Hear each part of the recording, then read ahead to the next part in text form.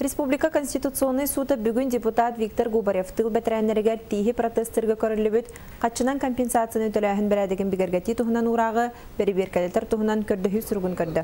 Конституционный суд судьялара правительство үлән социальный хайды министерстветін салалталара ветерандар тұхынан федеральный сокон статьяларын тиз протегігер көрілер қатшы кәмейін оны төләхін балығыняларын сокон қарағынан сихили жүлестілер. Тиз протегігер денсәри оны тыл бәтірәнлерігер соконынан 15 тыхынчы көрілер бет болағына жеңе өңе Роскот отут 5 тыгынчы сылковайттан ахара ме барар. Онтан сеттерен манны қабаннағын сүйкерерден білетілдер.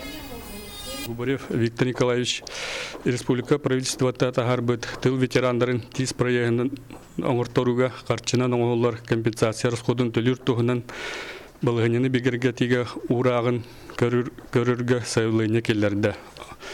Народный депутат этеринен билеңин оңолар қарчынан көмөкәмәя Bilingi bir meğe pettebet. Onu Konstitusyonel Sud bugün bu uğrağı gördü. Bir tekrar yılı tümüge ön boyun sürbe 5 günüger taksıya.